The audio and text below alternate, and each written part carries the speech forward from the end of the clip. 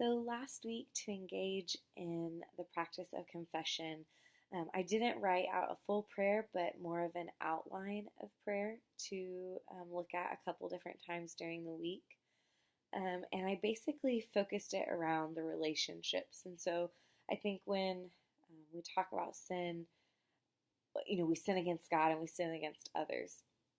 And so, um, I went through, confession of sin against my husband, confession of sin against my family, and then against my friends, against my coworkers, neighbors, and strangers, and then against God. And this really helped me just realize how relational my sin is. So even if it's a sin of, I don't know, just anger, jealousy, gossip, a lot of it is very relational. Um, and so even though it's like within myself, like I don't necessarily, if it's not an outward expression of jealousy or an outward expression of anger, it's still something that I'm feeling in my heart and something that I'm allowing to take up my thoughts and time.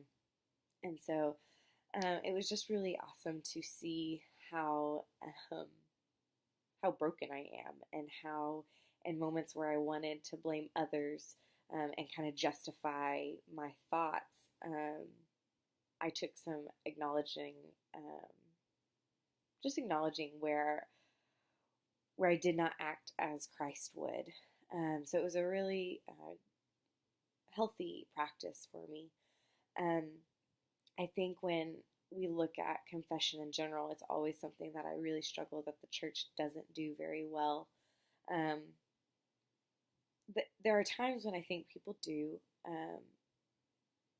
I remember growing up in my church, a man had an affair, and he struggled, like he and his wife struggled, and they ended up staying married, and she forgave him. But he also like told the whole church, that he committed this sin. And I always thought how amazing it was that he was able to share that. But I think we struggle sharing that with others. We live in this society where we want to be perfect and we want to put our best self forward.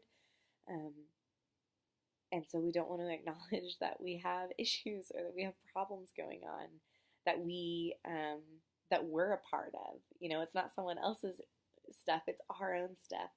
I remember a friend in a small group. There was a couple in the small group, and the husband was being abusive emotionally to a female, and the wife shared it with the other women in her small group because she wanted support, she wanted encouragement and prayer, and her husband was really upset. And my friend, her husband was like, I just don't know why he's so upset. Like we want to support him too and like figure this out together and all of that. And she was like, well, how would you feel if everyone knew your dirty laundry, but you didn't know anyone else's? And it was a moment for me where it was just how crucial and important it is for everyone to be vulnerable. I think often we don't find out about people's brokenness until big things happen, or at least in my church. A lot of times working in student ministries, like we don't hear about the problems until CPS has to be called, or a kid has a mental breakdown and has to spend a week in a mental hospital, or it gets to the point to where it can't help but be shared.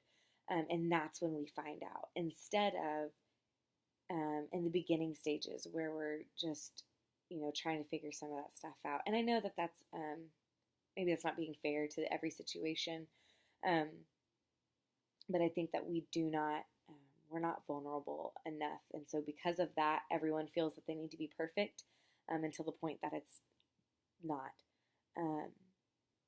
And so to wrap up this video, because I know it's long, I think going forward, this will be something I will definitely continue practicing confession, but I think also practicing confession openly and bringing light into the darkness um, is important, um, and hopefully will help others be honest. Because I think, our sin can be relational and communal, but so can our healing, and so can our overcoming of sin. So, yeah, that was my experience with confession this week.